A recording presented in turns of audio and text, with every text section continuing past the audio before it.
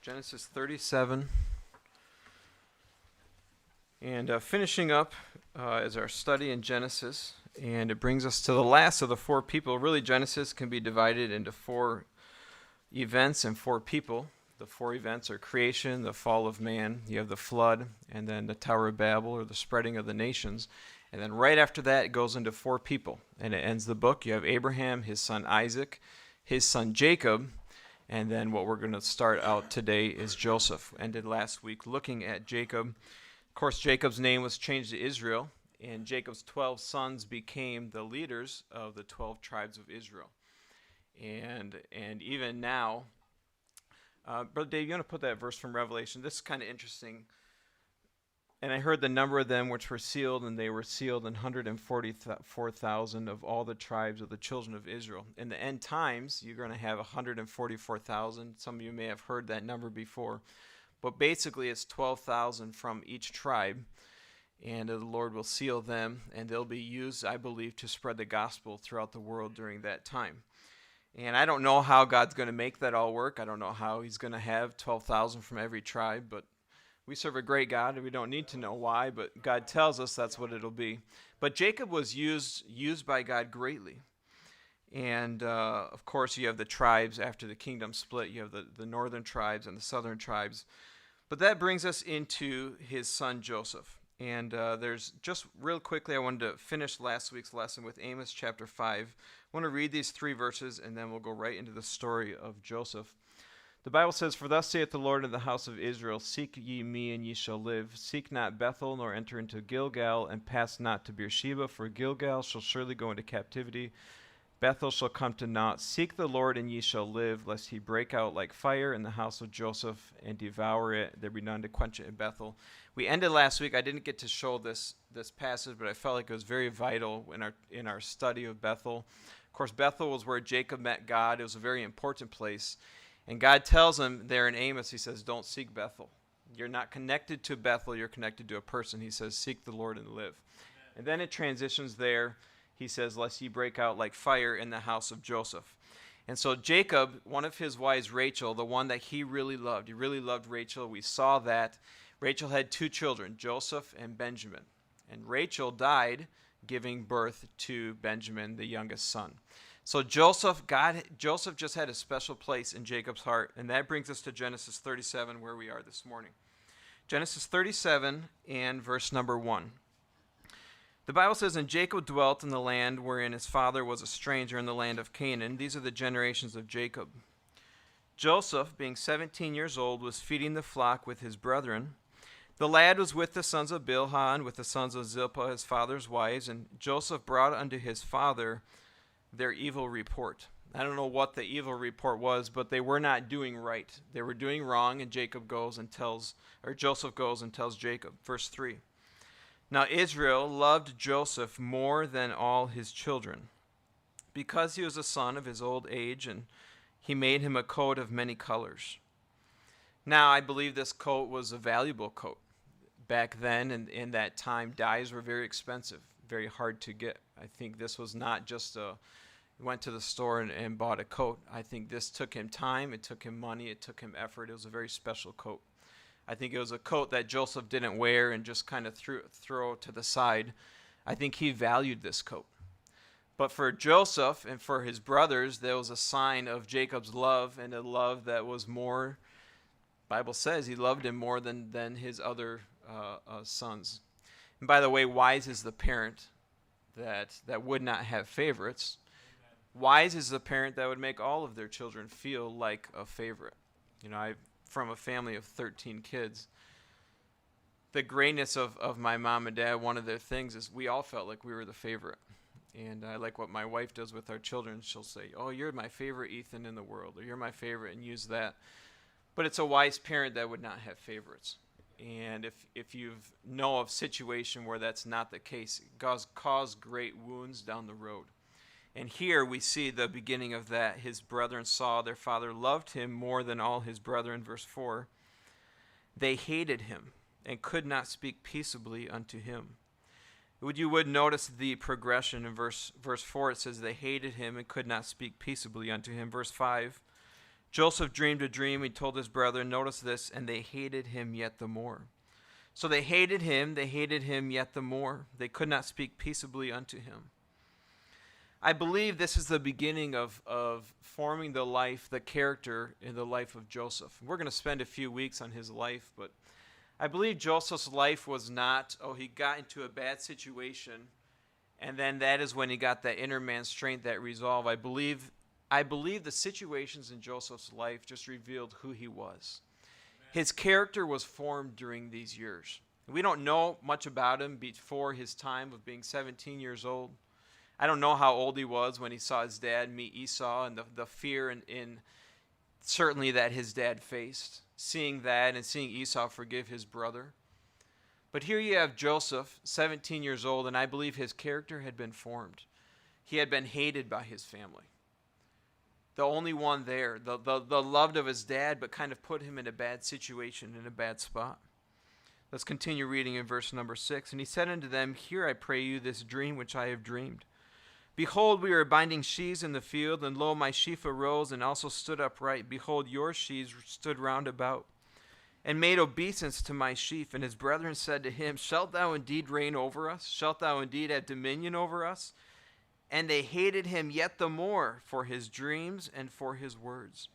He dreamed yet another dream, and he told it his brethren, and said, behold, I have dreamed a dream more. Behold, the sun, the moon, and the 11 stars made obeisance to me. And he told it to his father and to his brethren, and his father rebuked him, said unto him, what is this dream that thou hast dreamed? Shall I and thy mother and thy brethren indeed come to bow down ourselves to thee to the earth? And his brethren envied him, but his father observed the saying. The life of Joseph is not about his circumstances. I believe it's about his character. His character was being formed early on. Circumstances usually just reveal what you already were. I see it almost as a train on a track going to a destination. The track determines what your destination will be, and he was on that track, and the track went through valleys, it went over mountains, went through good and bad times, but that track was what determined it. Let's look and continue in verse number 19. By the way, don't let familiarity rob you of the amazing truths of Scripture. So let's continue verse 19. And they said one to another, behold, this dreamer cometh. Come now therefore, and let us slay him, and cast him into some pit, and we will say, some evil beast hath devoured him. We shall see what will become of his dreams. And Reuben's the oldest, Reuben heard it.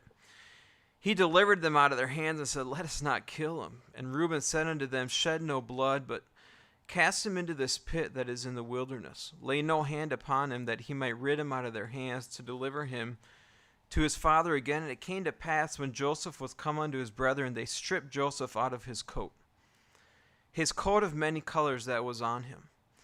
They took him and cast him into a pit. The pit was empty, there was no water in it. The word there for pit in other places is used for a well. I believe they threw him down into an empty well. The Bible says at the end there was no water there.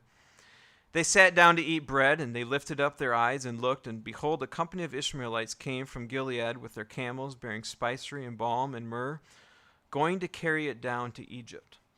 Judah said unto his brethren, what profit is it if we slay our brother and conceal his blood?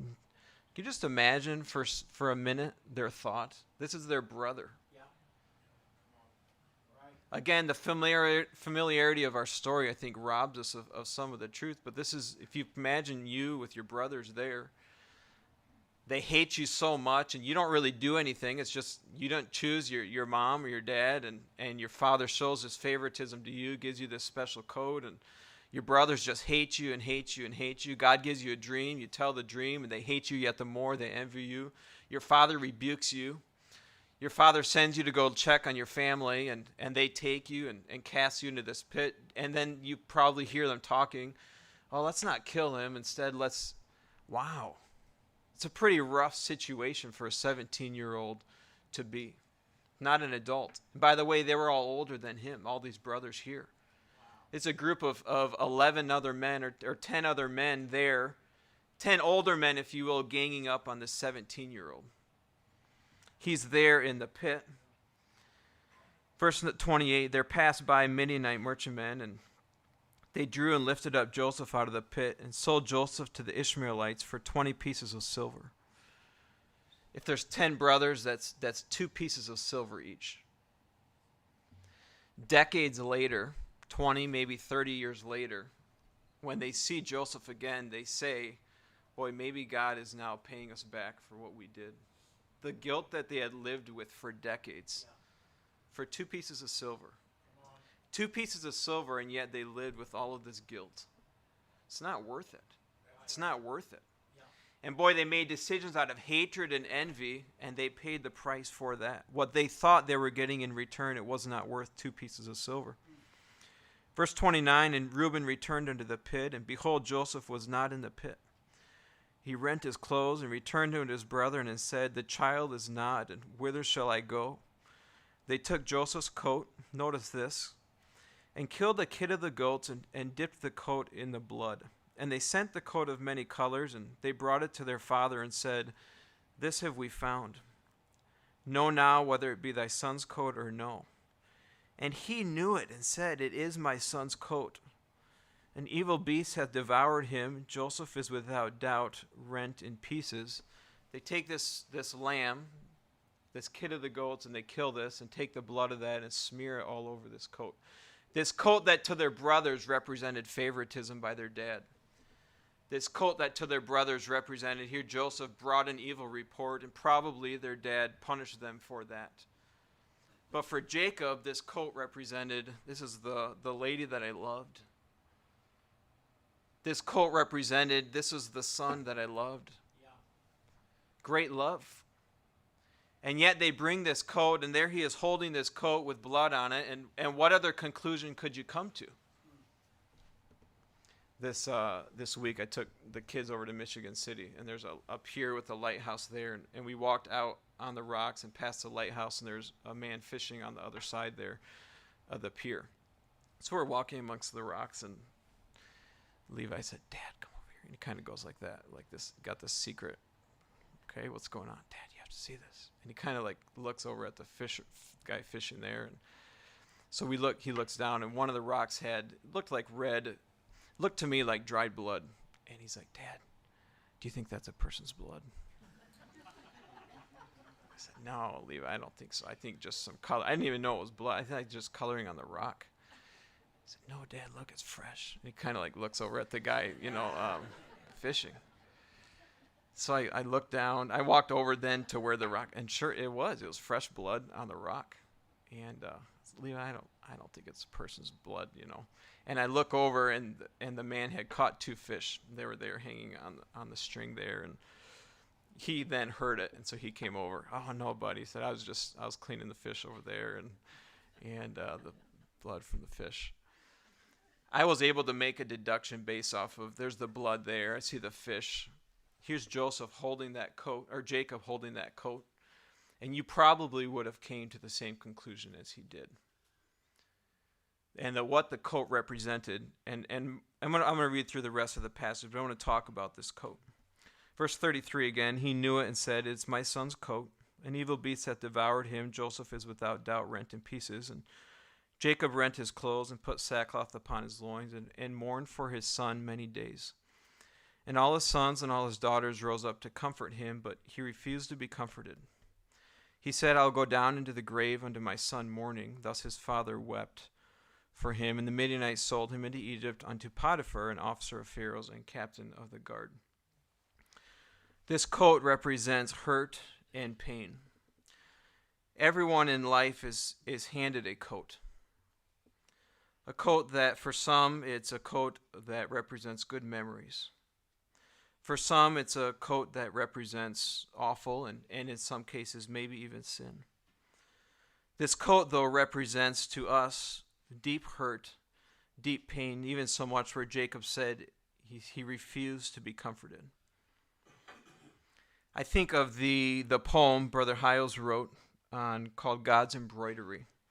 And I'm going to read that, if you would, and make application about this coat. Brother Hiles said, one day I'll be with him, we'll see it from his side, and we'll find that our lives were planned, the dark threads were necessary. That which seemed jumbled from underneath looks perfectly orderly and according to God's plan when we see it from his side. He said, "One day, upon hearing that one of my dearest members had cancer, I put the above thoughts or below thoughts to rhyme and meter. 'Twas just a little wooden hoop her caring hands would clasp, some cloth, some thread, and needle's point as treasures she would grasp.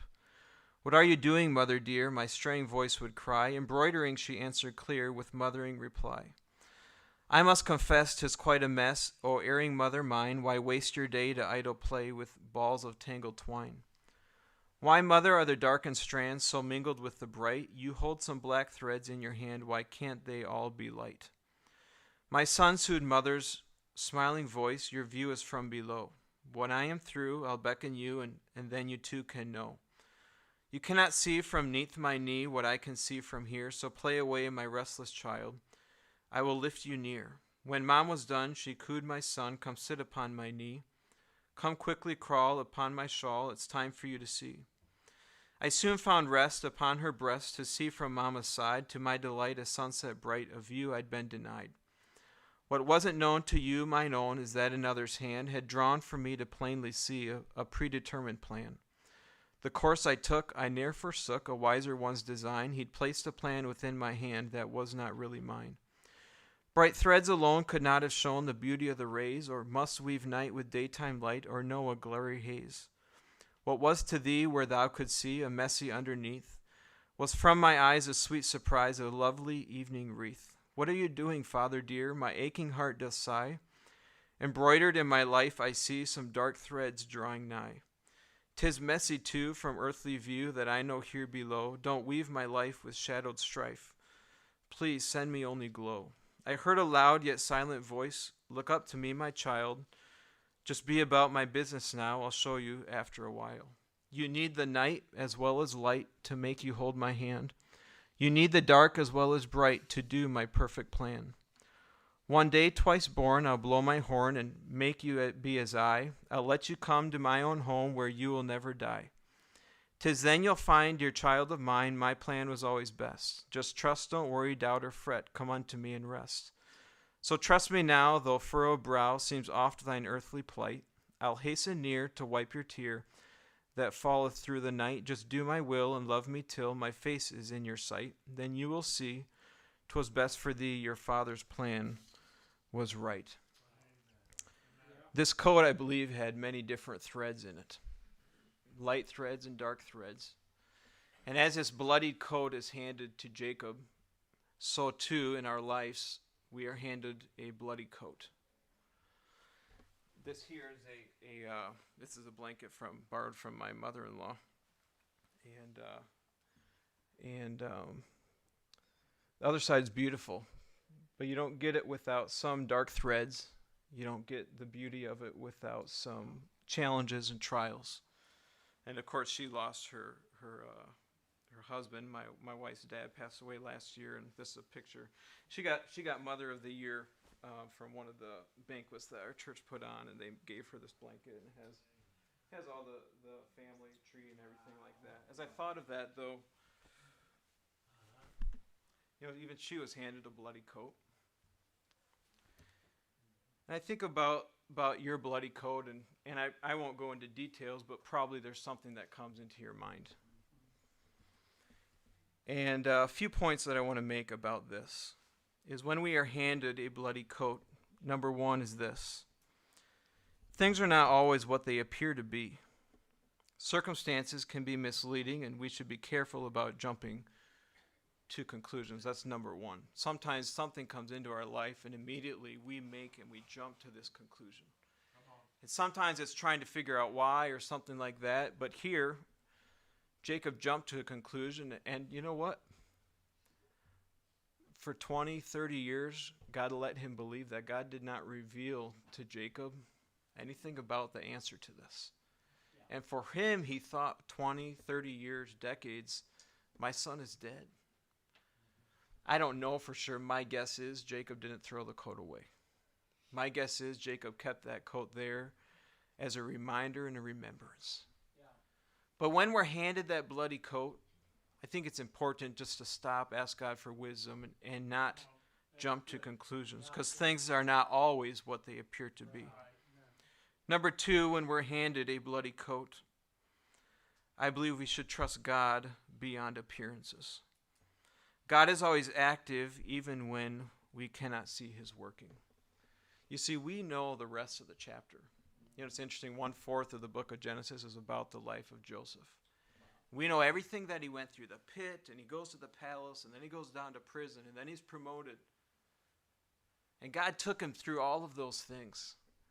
And Joseph never once, we don't see him in bitterness or anything like that. Again, I believe his character was formed, but he trusted God beyond what the appearances were. Next, I want to say this. Number 3 is bloody coats come to good people. Bloody coats come to good people. You have Jacob, who we saw yesterday or last week, went to Bethel and he changed. He said, it's not Bethel anymore. This is El Bethel. All throughout the Psalms, the God of Jacob, the God of Jacob, the God of Jacob. Jacob had a good relationship with the Lord. And yet even he was handed that bloody coat. Wow. Bloody coats come to good people. Next, beware of deception. Beware of deception. I believe the enemy uses deception to get us to do things that we shouldn't do. And here's Jacob when he was handed that. He had a decision to make. Yeah. And I believe part of this, he says he refused to be comforted, and we won't go there, but Psalm 77 talks about that. Also, David makes the same phrase. He went into great depression. God's plan is bigger than I can ever know. Next, I will say this is every trial, every coat has God's approval stamped on it. Every trial. And you say, well, my trial was caused by, and in some cases you say maybe even your trial was caused by sin or someone's sin. What they did to Joseph, you understand that was not right. That was not right. And yet God allowed that to happen because he was fulfilling his master plan. And sometimes while we're here on this earth, the why for our coat may be revealed to us. For Jacob, hey, your son's alive. Gets to go and see what God had done through his son Joseph. But not always is that revealed here on this earth. We're handed that coat. We're handed that coat. We must trust that God is working out his plan. 2 more, let me say, when you're handed a bloody coat, hold on to the promises of God. Hold on to the promises of God. God always accomplishes his purposes despite any evidence to the contrary. You remember what Joseph had? He had dreams that God gave him. When God told him, this is going to be you. He had no control over whether or not his brothers would kill him, but he had control over how he responded to it. Amen. You could hold on to the promises of God. And when we're handed a bloody coat, we run to the promises of God because he has yet to fail of anything that he has promised. Amen. Then lastly, I see this. When we're handed a bloody coat, realize that God's purpose is greater than the pain. Realize that God's purpose is always greater than the pain. Does it mean there's no pain? No. It hurt bad.